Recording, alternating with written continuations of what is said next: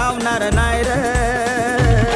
संविधानाला वाचून पाय र भीम अजून जिवंत हाय र संविधानाला वाचून पाय